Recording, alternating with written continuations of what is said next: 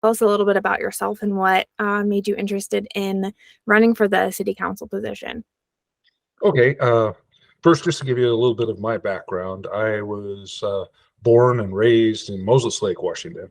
Okay. On the other side, the dry side of the state. Yes. I got my BA in mathematics in Portland at Columbia Christian College. And then I moved up to Everett and went to work for GTE and was involved with their support of their computer systems and doing a lot of that type of projects, putting in national systems, and was receiving increased responsibilities. I did that. At the same time, I went to Seattle University and got my master's in software engineering. Okay. And then they moved me down to corporate headquarters in Tampa. Oh. And was in Tampa for about 3 years. And then they moved me to corporate headquarters in Dallas. And I stayed with them for a number of more years until they were getting ready to merge with Bell Atlantic. And when they merged with Bell Atlantic, they allowed me to pursue new opportunities. And I went through a couple quick transitions during that time frame, and then ended up at NEC. Worked there for about 7 years, progressing from a manager to the director of software engineering. Okay. During that time frame, I had the opportunity to help launch an international open standards group. It was called OSS through Java, partnering with Sun. And when I was given yet another opportunity to pursue outside opportunities, the group that had organized putting together the OSS through Java asked me if I would come on board and run the program for them through an organization that was called the Telemanagement Forum at that time. I went over there, worked with them in a kind of a weird relationship where 50% of my salary came from the companies and 50% of it came from the TM Forum.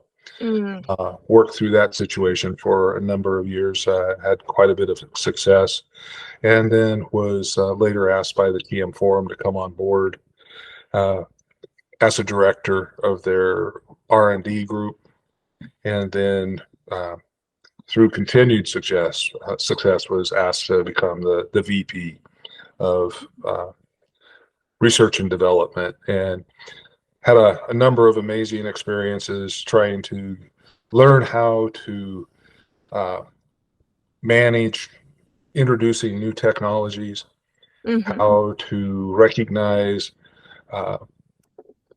what you have to do in order to set a goal that's, right, 5 to 10 years out, but you had to be able to show immediate progress in the next 6 months maximum, quarterly more than likely, and allow the companies that were participating to be able to reasonably recoup their capital costs that they'd already sunk capital costs, and how do they position themselves to maximize profits and introduce new services on these new platforms as they rolled them out.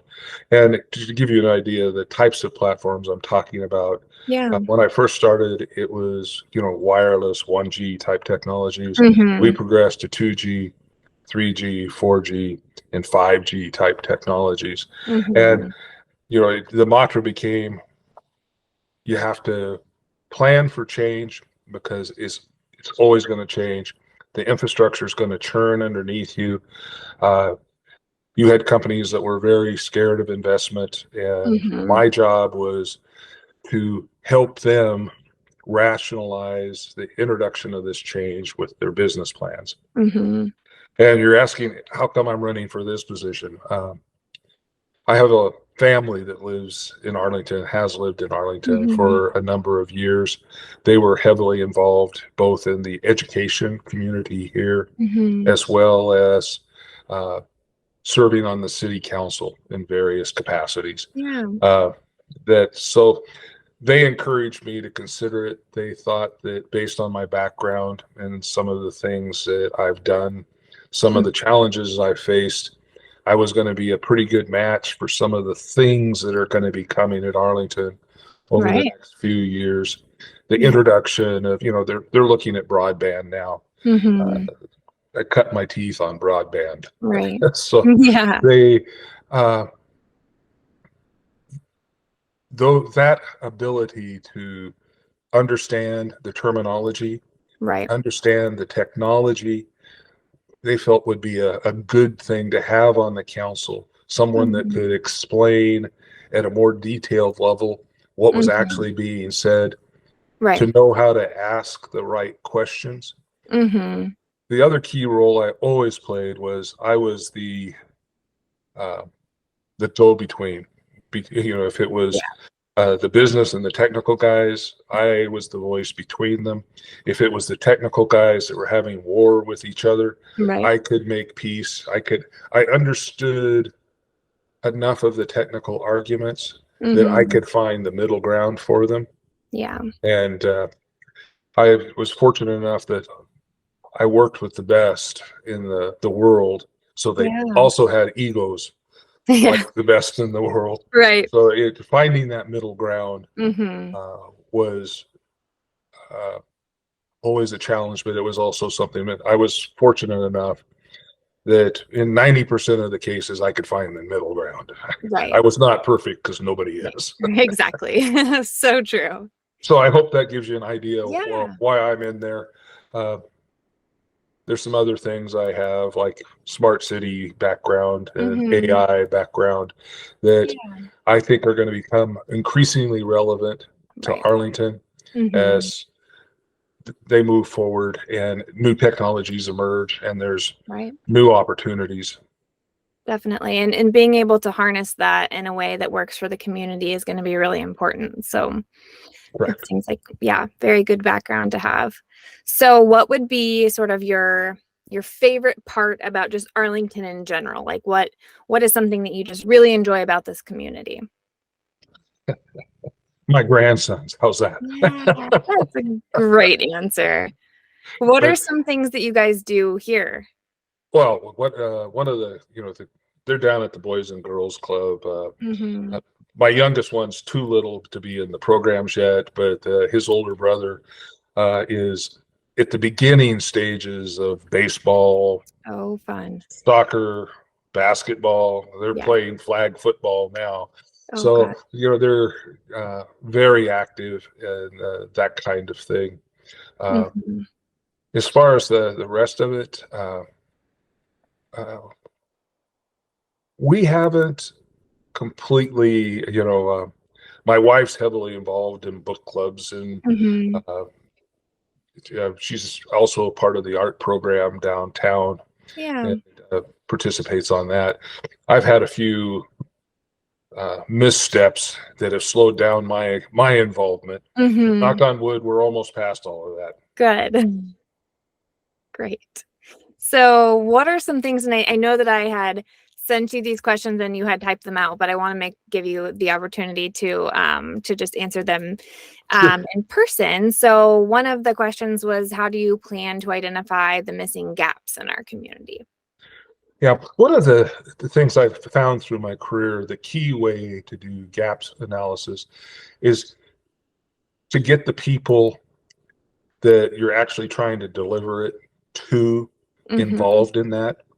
And so the community involvement would be very important, as well Mm-hmm. as I think you have to get the businesses around the table as well, so that everybody's got a bit of skin in the game and they talk about, you know, what do we feel is missing in Arlington? Mm-hmm. And one of the things that I've been hearing a lot, there's a concern that Arlington's going to change and we're going to Mm-hmm. lose part of Arlington in Mm-hmm. that. And that is a very real concern, and the community should be concerned about that. Mm-hmm. However, I believe that if you do some very proactive planning and develop strategies, on how to not let that occur, you Mm-hmm. can preserve communities in the face of lots of growth. Right. Where we were at in Texas is a place called Grapevine, Texas. It was Mm-hmm. just north of the airport, just north of DFW. And they were faced with just tremendous growth. They also had the benefit of tremendous tax influx at the Mm-hmm. same time from the airport and a number of hotels and convention centers that dropped into their lap because of the location and the airport and all of those things building on that. But they made some very hard and conscious decisions early on Mm-hmm. about what do we want this to be.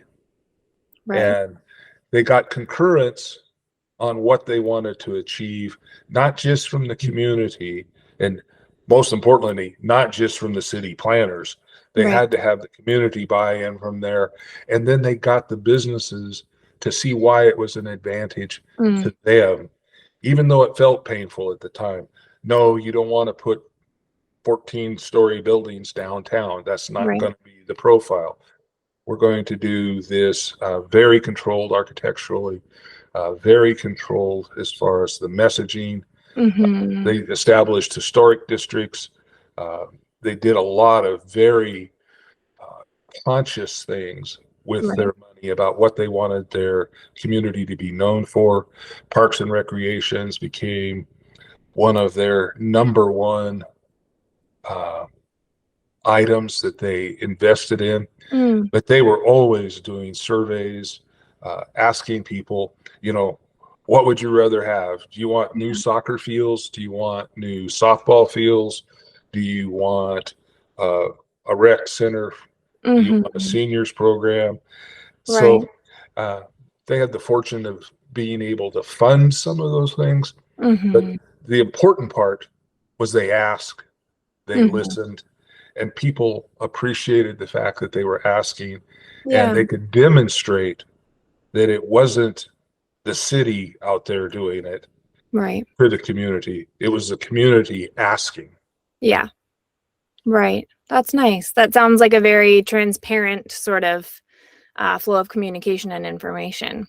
Yeah, Yeah. it attempts to be. Transparency is hard to maintain because people are always sure that you're not telling them everything Right. just Yeah. because you don't have complete information. Yes. So true. So true. That is definitely a challenge for sure. What so you mentioned that there's a lot of things coming for Arlington in terms of Correct. growth. And you have this sort of like breadth of, background and information with big business and things like that. How do you plan to sort of use that expertise to balance that like growth that's necessary and inevitable with that desire to stay, with that small town sort of culture beyond sort of, the historic districts and things like that? But what are some things that you think you can kind of help us with? That it's one of the things I've been struggling just a hair with, because Hmm. I'm very used to uh, running a program, Right. and being on the city council is not being a project manager running a program that's Yeah. responsible for the deliverables. It's much more uh, uh, when I was in an influence position and Hmm. could not, uh, I couldn't set the deadlines, I couldn't set the deliverables. Right. All I could do was influence the people that were doing that. And how I can do that within the auspices of the city council, I think is going to be a process of discovery for myself. Hmm. But as she pointed out, I've got a lot of background in talking with Right. CEOs, CTOs. Hmm. I know the language they speak. I've got a Hmm. pretty good idea of what they're concerned with. I would hope that perhaps through uh, casual meetings with the business leaders Hmm. down in particularly around the airport, Yeah. that we could meet with them, figure out, what are they really trying to achieve, and Hmm. then being able to share with them the community's concerns and where they're at and see if we could find middle ground Mhm. where everybody gets a bit of a win-win. Yeah. And then secondary to that, down at within the airport, they've got what they call the Center of Excellence. Mhm. I feel like there needs to be a lot of effort concentrated on that. Mhm. I don't know exactly what I can do within the confines of being a council member, Mhm. but whatever I'll do whatever I can do and apologize, because Okay. I firmly believe that that's going to be crucial, Yeah. is to be able to develop the workforce that those Mhm. companies need, give the opportunities to the community so that they can advance themselves. Mhm. And it's those are the types of jobs that are going to be secure. That's going to make our community a place that people want to move to, Mhm. and I think that'll help on a number of our underlying issues Right. will be addressed by uh, changing the composition of the population. Mhm. Yeah, definitely. And I think in many aspects, the community is going to grow, and we're going to have a lot of new businesses and new homes being built and things like that, and that's you know inevitable. And I think that there's a way that we can go about it to ensure that there's a really strong effort made to incorporate everybody, but also do it in a way that maintains that small town feel and is still very supportive, kind of everyone. Which I like your comment about engaging with the community, but also the businesses, because I think that's sometimes we focus on one or the other. And even as business owners, our customer is the community member. We might live in here, in this community as well, and do our business here, but we're also, our customer is our neighbors too. So how we can kind of support ourselves and support others is so important. Absolutely. Yeah. It sounds like you have that skill set of being the go-between, is something that would be really helpful between sort of the small business community. So the Stilly Valley Chamber is made up of a lot of small businesses primarily, and then just a few larger businesses. And so we often are talking about ways in which we can engage with our big businesses, and our relationship with the city and the city council is so important to just business growth in general. So I think that skill set would be very exciting to have, and just being able Yeah.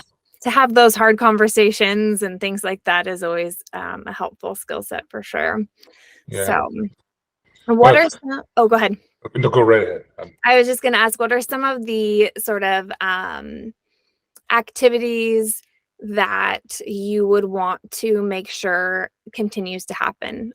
So things like, 4th of July parades or things like that, that bring in folks and really kind of engage the community as a whole. A lot of times people, volunteer or participate in one way or another. Is there something that you feel like really represents the community that you'd like to see continue to happen? Yeah, well, you mentioned a couple. The 4th of July parade is a big deal. Mm-hmm. I, then you'd mentioned. I was trying to remember what the official name of it is when they have all the wood carving Oh, down yes. in Legion Park. I can't remember Mm-hmm. exactly what Eagle you know, days or Eagle. yeah, or Yeah. something like that. Yeah. But there's a couple things like that where uh, it becomes broader. I think Mhm. there's some things that they could do to uh, make that um, more uh, to advertise, to market it, to Mhm. make more people aware of what's going on in there. I Yeah. think it's really important though, but before you get into that kind of marketing, that you've got consensus amongst the people about what do they really want to market, Mhm. because Yeah. it could go sideways on you real fast. Mhm. I think the farmers market that's down there is Yeah. a real nice start, but Mhm. it could be much bigger Mhm. and could have a slightly different format that might draw people from a much larger footprint. Right. But we have to talk about it. And do people really want that?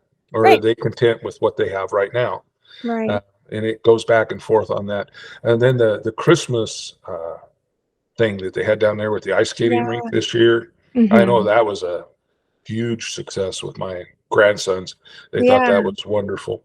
Right. And, those are some of the things. They've got several good parade type activities that are going on in the community that I think they just need to decide how big do you really want to get it. Do you want to get it to where there's 40,000 people down there? Or are you much happier when it's 20,000 and all the locals can actually get there instead of the locals have to walk from wherever they live because there's no parking? Right, exactly. Yeah, I think that's a really good point that you make, because as we, I think our theme throughout all these interviews too is this growth thing, and just being mindful of how much we want to harness that, because it can push out the locals that want to engage in that stuff. And if we make it too big, then that would mean more tourism, less, local engagement. So yeah, and one of the defining what it means to be local is going to be crucial. Yeah. Because there's some folks around here that's, if you weren't born here, you're not local. Right. So, and the reality is what's going to be local in 5 years. I mean, I live here. I identify with being here. My kids have been in school 2 years. I'm local. Right. Yeah. Most definitely. And just being welcoming to all of our neighbors, because and that's one of the things I would really like to see us continue to a general extent. Arlington is a open, receptive community. Right. We had a few oopses this past summer where things got a little tense. Fortunately, it only got a little tense and everybody kind of chilled out, but that it's just right underneath the surface. But that's not an Arlington problem. That's all across the country problem. Right. And we've just got to do the best we can do to keep an open, minded, accepting community. Yeah. Welcoming of folks, and being focused on, being a good neighbor and having a good time and loving our community. Yep. Helping when help is wanted. Exactly. I love that. Well, wonderful. Those were all of my questions that I had for you. Okay. Super, super appreciative of your time and hanging out with me this evening for a little bit. So is there anything else that you'd like to share with anybody who might watch this? I think the only thing, my last comment would be vote, get your neighbors to vote, get out and share your opinion, whatever it is. It's absolutely crucial for us to preserve our democracy is everybody vote. Yep. That's it. Couldn't agree more. I love it. Thanks so much. We really, really appreciate it. Okay. Thank you for the opportunity. Of course.